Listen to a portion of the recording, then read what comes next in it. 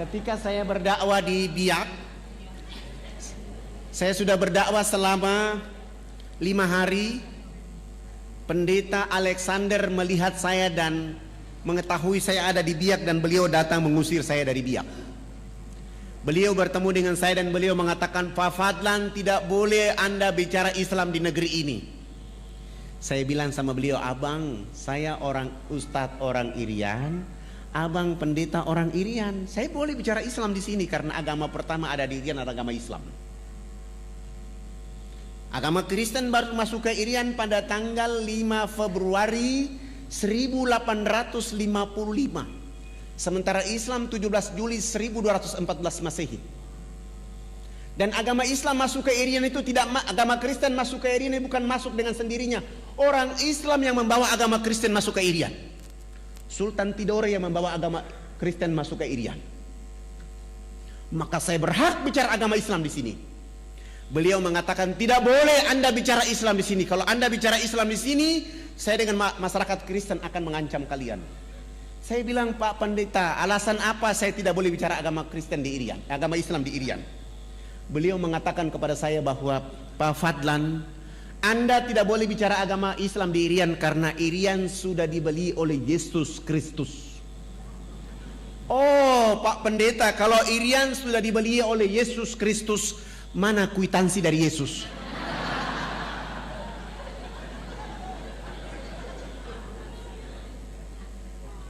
Begitu saya tanya kwitansi, langsung pendeta Alexander dia malu dan dia pergi. Saya tetap berdakwah di Biak selama 3 bulan. Kebetulan ada acara Isra Mi'raj. Saya diundang untuk menyampaikan hikmah Isra Mi'raj oleh ibu-ibu Dharma Wanita dan Majelis Ta'lim di Biak. Salah satu peserta tamu yang diundang adalah pendeta Alexander Robobiar. Begitu saya datang, dipanggil langsung naik di atas mimbar. Begitu saya mengatakan Assalamualaikum warahmatullahi wabarakatuh, saya lihat ada pendeta di bawah. Saya tadi mau bicara tentang pentingnya sholat. Begitu saya lihat wajah pendeta Alexander, saya rubah bicara saya. Saya bilang begini, tidak ada agama di muka bumi ini yang diberi peluang dan kesempatan oleh Allah kecuali agama Islam. Begitu berartinya peluang dan kesempatan. Allah menghibur kekasihnya Rasulullah Muhammad SAW untuk melakukan perjalanan silaturahmi antar bumi, Mekah, Palestina. Perjalanan silaturahmi ini oleh karena seluruh keturunan dari Nabi Ibrahim turunnya di Palestina. Hanya satu saja Ismail yang turun di Mekah. Maka perjalanan antar bumi itu silaturahmi. Kenapa silaturahmi ini? Memperkuat Rasulullah oleh karena dia dalam keadaan sedih. Dan dalam perjalanan silaturahmi itu ada 2 wajah utama yang ditampilkan oleh Allah. Masjidil Haram, Masjidil Aqsa. Setelah itu naik ke Sidratul Muntaha untuk menerima oleh-oleh yang namanya peluang dan kesempatan. Sholat 5 waktu. Siapa orang yang tidak sholat duhur 1 kali saja, 1 waktu saja dia tidak sholat 5 waktu, telah kehilangan peluang dan kesempatan dari Allah Subhanahu wa ta'ala. Rumah boleh hangus, terbakar, harta boleh dicuri, tetapi kalau sholat 5 waktu 1 waktu saja dia tinggalkan, dia telah kehilangan segala-galanya dari Allah Subhanahu wa ta'ala. Dan itu hanya didapatkan dalam agama Islam. Agama lain tidak ada itu.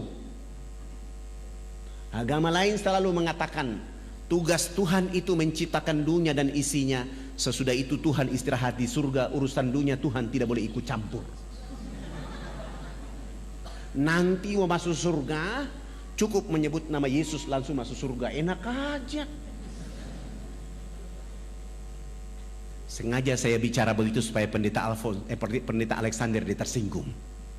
Sesudah itu saya tutup pidato saya turun dan pendeta Alexander mendekati saya dan salaman dengan saya dan mengatakan, Pak Ustadz, saya juga hadir.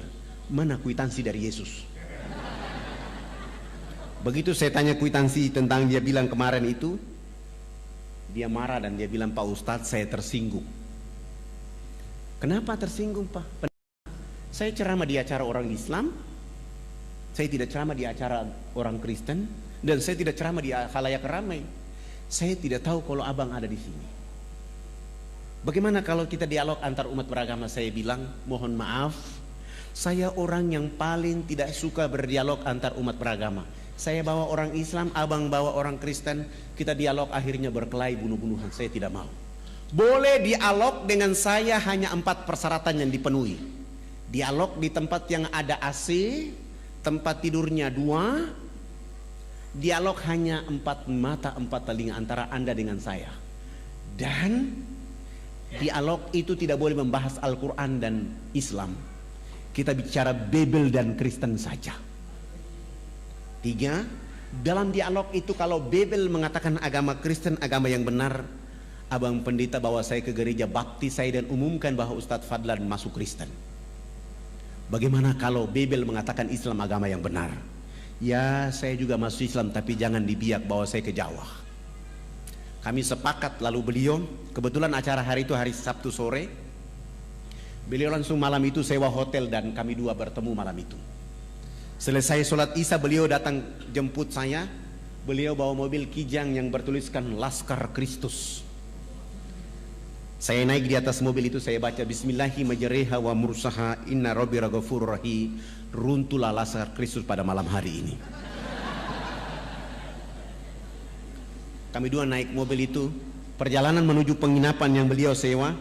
Saya bilang sama beliau, saya bilang abang pendeta, saya lihat abang malam ini kayak muridnya Yesus dan saya lihat bahagia sekali. Beliau marah-marah, tidak usah kita bicara di sini, kita bicara di tempat yang saya sudah bayar. Oh, emosinya mulai naik dan sengaja saya mempermainkan emosinya dia. Kami sampai di hotel, kami sudah turun, duduk berhadap-hadapan dan saya bilang sama beliau, abang tuan rumah, saya ini tamu. Alangkah indahnya abang yang berdoa duluan. Lalu beliau berdoa, ya Bapa kami dalam surga, dituduskan dengan namamu di bumi seperti di surga.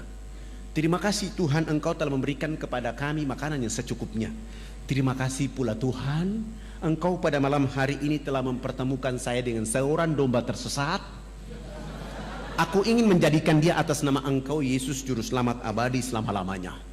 Oh, dalam doanya dia bilang saya domba tersesat. Saya tidak baca doa, saya baca doa ilmu rukyat, saya rukyat dia malam itu.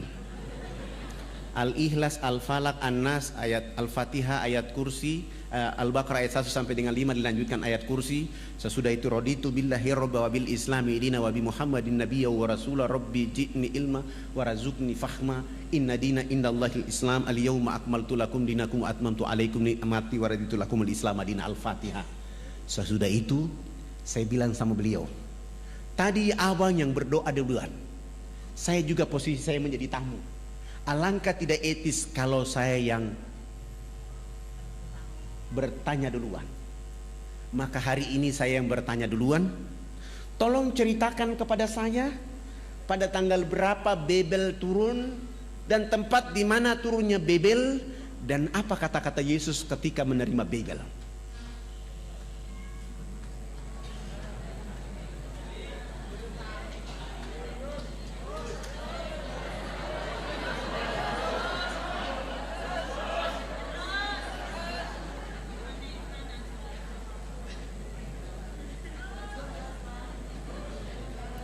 Iya, masih ada berapa menit? Waktu kita sampai jam 8.30. Alhamdulillah, saya rukyat selesai, mulai berdoa dan beliau mulai membuka Babel, Paulus, Matius, Yesaya, Markus. Dia tidak menemukan ayat itu dan saya bilang sama beliau, coba bantu saya lihat Yesaya 12 ayat 29. Di situ ada informasi, beliau baca, saya bilang itu kan kitab suci abang, silakan baca, saya ingin mendengar. Akan datang seorang nabi, diajarkan kitab kepadanya dengan kata-kata baca. Nabi itu mengatakan, aku tidak dapat membacanya. Ayat ini sekarang tinggal nomor ayat, isi ayat tidak ada. Cetakan terakhir saya periksa tidak ada isi ayatnya. Supaya abang lebih kuat, tolong lihat Matius 7 ayat 21-23. Yesus akan mengusir orang-orang yang menyebutnya Tuhan. Terbitan baru merubah. Yesus menolak disebut guru yang baik. Begitu beliau baca, beliau bilang, saya bilang sama beliau, bagaimana? Beliau bilang sama saya, Pak Ustadz, ayat ini salah cetak ini. Bagaimana mungkin salah cetak? Yang mencetaknya adalah doktor.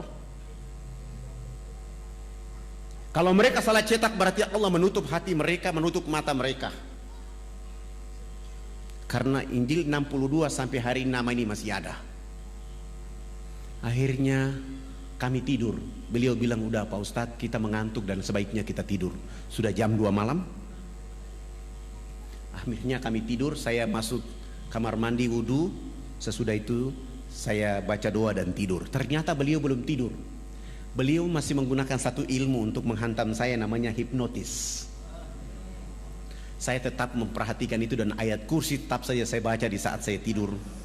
Alhamdulillah saya yang bangun sholat subuh, dia yang ketiduran. Setelah saya sholat subuh selesai, lihat sudah jam 8 pagi, saya kasih bangun beliau. Saya bilang, abang katanya mau ke gereja, silakan bangun dan ke gereja. Beliau bangun dan ke gereja, tidak pakai jas lagi, pakaian biasa saja, sampai ke gereja, naik di atas mimbar dan mengatakan di dalam gereja bahwa hari ini saudara-saudara hamba Tuhan, terakhir saya berdiri di mimbar ini, hari ini saya keluar dari agama ini. Dia dikejar sampai 3 jari kaki sebelah kirinya dipotong. Yang membuat dia yakin, hakul yakin, karena mestinya ketika terpotong harus darah tercecer keluar dari tubuh badannya. Ternyata satu tetes pun tidak keluar. Dia lari sampai ke kamar hotel itu, baru darah keluar. Akhirnya beliau bilang, selamatkan keluarga saya, selamatkan saya karena saya mau masuk Islam.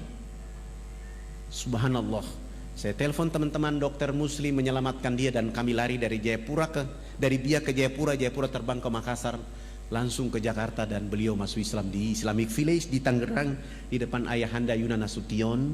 Sesudah itu disuruh ke Mesir belajar Islam selama 6 tahun di Mesir. Kembali ke Indonesia menjemput istrinya menunaikan rukun Islam yang kelima. Sesudah haji kami antar kembali ke Biak. Di Biak beliau mewakafkan tanahnya 2.500 meter untuk kami bangun sebuah masjid. Subhanallah, masjid itu dibangun selesai. Beliau, kami sholat subuh berjamaah. Kami bangkit dari sujud akhir, beliau tidak bangkit dari sujud. Beliau langsung meninggal dunia dalam keadaan sujud itu. Spektakuler. Hari ini anak-anak beliau bersama kami sedang belajar di Sudan khusus untuk hadis Rasulullah, memahami hadis Rasulullah. Yang satu lagi masih ada di Medina, dengan harapan nanti pulang kami akan memperkaya dakwah dengan Islam. Bapak Ibu yang dirahmati oleh Allah Subhanahu wa taala, saya belum masuk ke cerita inti, kita masih di pembukaan. Tapi karena waktu sudah diminta oleh panitia dengan berdoa, saya minta mungkin kita akan nonton. Saya ada bawa CD, ada 100 CD, silakan dibagikan gratis. Saya serahkan kepada panitia, nanti panitia yang mengaturnya. Kalau yang tidak kebagian mohon di copy, disebarluaskan. Saya ingin cerita bahwa hari ini kita sudah bangun 1049 masjid di seluruh Irian. Hari ini sudah ada 229 kepala suku masuk Islam, dan 16 pendeta, 3 pastor pun hijrah menjadi Muslim. Dan kami terus bergerak sehingga 171.000 orang mualaf di Irian, dengan harapan kita akan membuat negeri ini menjadi negeri Muslim terbesar. Dan hari ini yang mayoritas di Irian adalah Muslim. Penduduknya 3.700.000, umat Islam sudah 2.500.000. Dari 2.500.000 itu penduduk Ansor dan Muhajirin bersama-sama. Dan saya mohon doa dari Bapak Ibu, jangan lupa mendoakan kami, karena selepas dari sini kami akan membangun satu masjid di Jayapura, dan di Manokwari ada 2 masjid yang akan kami bangun. Masjid itu dengan nama yang sama, Masjid Yesus bin Maryam. Saya akan bangun masjid ini sebagai upaya untuk membuat saudara-saudara kita bertanya, kenapa memberi nama Masjid Yesus bin Maryam? Saya akan menjelaskan kepada mereka tentang Babel Markus. Aku melakukan kehendak Bapakku di surga, Tuhanku dan Tuhanmu Esa. Dan saya sampingnya saya tulis Qul huwallahu ahad, Allahus samad, lam yalid wa lam yulad wa lam yakul lahu kufuwan ahad. Dan saya akan menjelaskan kepada mereka tentang ayat ini supaya mereka akan faham, sehingga tidak boleh mereka melakukan sesuatu. Alhamdulillah, walaupun saya sudah ditombak berkali-kali, sudah dipanah berkali-kali, dan sudah terancam mau dibunuh, tapi bagi saya itu adalah kapsul-kapsul untuk terus berdakwah. Bagi saya itu adalah vitamin-vitamin untuk membawa nama Allah dan Rasul kepada orang-orang yang tidak mengerti, sehingga orang akan bangkit mengenal Allah, sehingga mereka akan tunduk memuji Allah Subhanahu wa taala. Saya punya cita-cita, kalau hari ini kita orang Indonesia sudah punya serambi Mekah, maka alangkah tidak layak serambi Madinah ada di Madura. Tidak layak. Serambi Madinah itu paling cocok ada di Nuar. Kenapa? Karena orang yang pertama sholat subuh di tanah air Indonesia bukan orang Kediri, bukan orang Makassar, bukan orang Jakarta, bukan orang Madura, bukan orang Aceh, tapi orang Irian lah yang pertama sholat subuh di tanah air Indonesia. Orang Irian yang pertama sholat Jumat di tanah air Indonesia. Orang Irian yang pertama buka puasa di tanah air Indonesia. Orang Irian yang pertama sholat Idul Fitri, sholat Idul Adha di tanah air Indonesia. 2 jam kemudian baru orang di Kediri.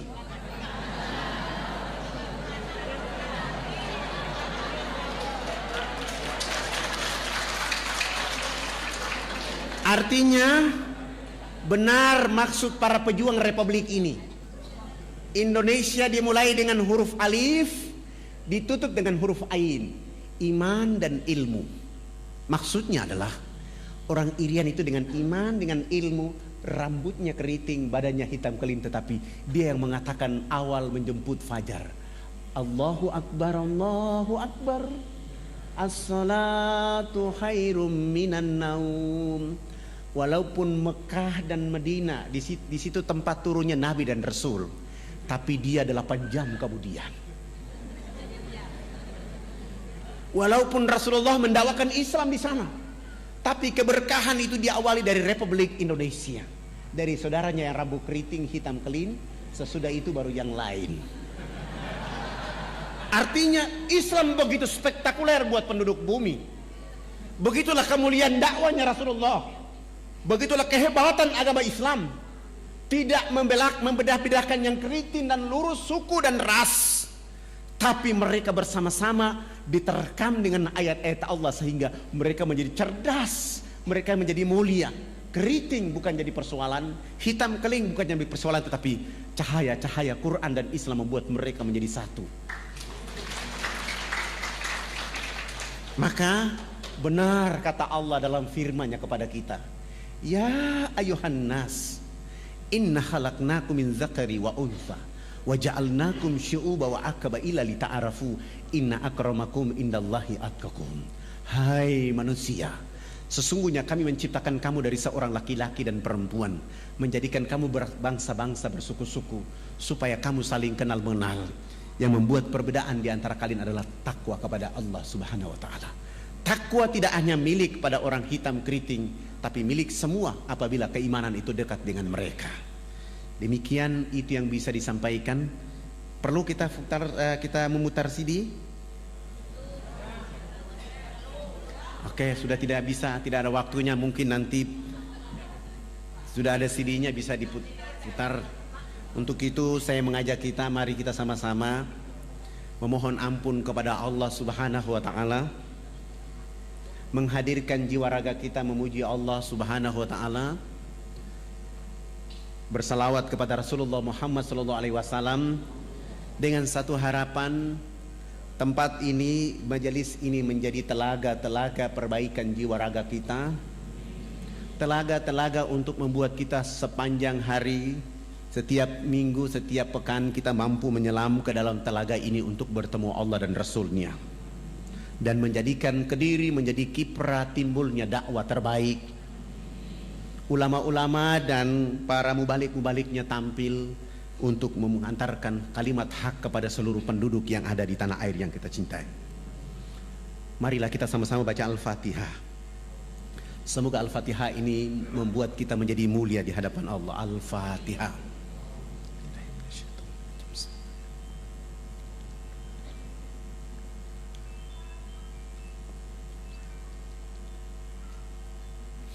Innallaha wa malaikatahu yusalluna 'alan nabi. Ya ayyuhalladzina amanu sallu 'alaihi wa sallimu tasliman. Allahumma shalli 'ala sayyidina Muhammadin fil awwalin wal akhirin. Allahumma shalli 'ala sayyidina Muhammadin fin nabiyyin wal mursalin. Allahumma shalli 'ala sayyidina Muhammadin fi kulli waqti wa khin. Wa sallam radhiyallahu tabarak wa ta'ala an sadatina ashab Rasulillahi ajmain. Amin. A'udzu billahi minasyaitonir rajim. Bismillahirrahmanirrahim.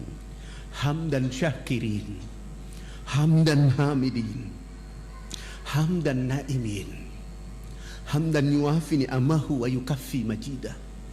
Ya Rabbana lakal hamdu kama yanbaghi li jalali wajhikal karim wa azimi sultanik. Allahumma salli ala sayyidina Muhammadin wa ala alihi sayyidina Muhammad. Allahumma rabbi ghafir lana zunubana wali walidina warhamhuma kama rabbayana sigara wali jamil muslimina wal muslimat wal mu'minina wal mu'minat al ahya'i minhum wal amwat. Allahumma rabbana zalamna anfusana wa in lam taghfir lana wa tarhamna lanakunanna minal khasirin. Rabbana zalamna anfusana wa in lam taghfir lana wa tarhamna lanakunanna minal khasirin. Rabbana zalamna anfusana wa in lam taghfir lana wa tarhamna lanakunanna minal khasirin. Rabbana la tu'akhizna in nasina wa ata'na. Rabbana wa la tahmil 'alaina isran kama hamaltahu 'alal ladzina min qablina. Rabbana wa la tuhamilna ma la taqata lana bi. Wa'fu 'anna waghfir lana warhamna. Wa'fu 'anna waghfir lana warhamna.